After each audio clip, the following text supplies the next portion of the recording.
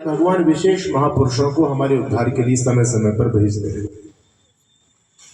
जब संसार भर के महापुरुषों की हम तुलना करें तो ऋषि दयानंद जी महाराज का स्थान अपना सर्वोपरि सबसे अलग है।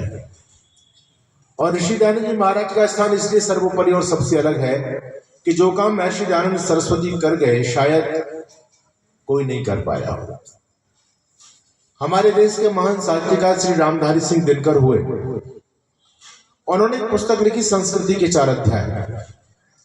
संस्कृति के 4 अध्याय के अंदर वो जब महापुरुषों के भारत की भूमि पर जो महापुरुष पैदा हुए और उन्होंने वर्तमान परिस्थितियों से कैसे कैसे देश को समाज को निकालने का प्रयास और पुरुषार्थ किया, सबका स्मरण करते हुए जब वो महर्षि दयानंद जी महाराज के विषय में लिखते हैं तो उन्होंने ऋषि दयानंद जी महाराज के विषय में एक विचित्र शब्द इस्तेमाल किया।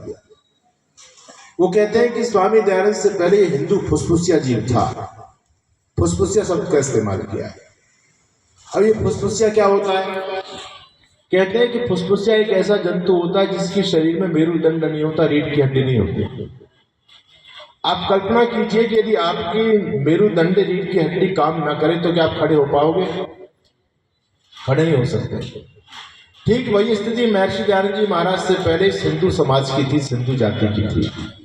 जब भी कोई विधर्मी हमारे धर्म को लेकर के, संस्कृति को लेकर के, महापुरुषों को लेकर के, इतिहास को लेकर के जब हमसे कोई प्रश्न करता था तो हम उसका सामना नहीं कर पाते थे, उसके सामने सीना तान करके खड़े नहीं रह पाते थे।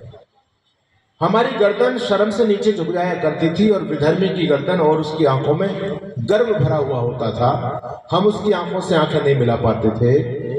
लेकिन महर्षि दयानंद जी महाराज ने आकर के हमारी रीढ़ की हड्डी को वो मजबूती प्रदान की है कि ना आज हम केवल विधर्मियों के प्रश्नों का जवाब देते हैं बल्कि आक्रामक होकर के बोलते और कहते हैं कि नकारा धर्म का बसता है, आए जिसका जी चाहे, सदाकत वेद अकदस आजमाए जिसका जी चाहे। एक दौर वो भी था जब विधर्मियों के प्रश्नों का जवाब हमारे हिंदू समाज के धर्मगुरुओं के पास नहीं था। और एक आज का भी दौर है कि जब हम प्रश्न करते हैं तो विधर्मियों की लंका में खलबली मच जाती है। अभी एक मुल्ला जी का वीडियो वायरल हो रहा था, वो कह रहे थे इस हिंदुस्तान के अंदर हमको गजबाई हिंद करने में सबसे बड़ी कोई दिक्कत हो रही है तो काफिरों में एक जमात है आर्य समाज। वो आर्य समाज की जमात बहुत बड़े स्तर पर काम कर रही है। उसको जो स्कॉलर है आर्य समाज के, वो यूट्यूब पर, सोशल मीडिया के प्लेटफॉर्म पर जाकर के उनके लाखों लाखों फॉलोवर हैं। वो हमारे कुरान को लेकर के, हदीस को लेकर के, मोहम्मद साहब के जीवन को लेकर के पता नहीं क्या क्या स्टडी करके बोल रहे हैं और हम लोगों के पास में उनके प्रश्नों का जवाब नहीं है। अगर हम भारत की भूमि को चांद सितारों के रंग में रखना चाहते हैं तो सबसे पहले हमको आर्य समाज के स्कॉलरों का मुंह बंद करना पड़ेगा, आर्य समाज का मुंह बंद करना पड़ेगा। तब इस रामकृष्ण की धरती को हम मोहम्मद के झंडों में तब्दील कर सकते हैं। कितना बड़ा परिवर्तन आया, कितना बड़ी चेंजिंग आई है। आज मुल्ला मौलवी पादरी घबराए हुए हैं, केवल आर्य समाज के मन से घबराते हैं। कितना बड़ा काम आर्य समाज ने किया। मैं आर्य समाज का प्रचारक हूं, लेकिन आज भी जो हिंदुत्व का काम करने वाले लोग हैं, मेरी उनसे जब बातचीत होती है तो स्पष्ट रूप से इस बात को स्वीकार करते हैं कि हम जो काम कर रहे हैं, अभी आप लोगों ने देखा होगा लगभग 30 महीने पहले, लगभग 2.5 महीने पहले एक देश में भूचाल आया।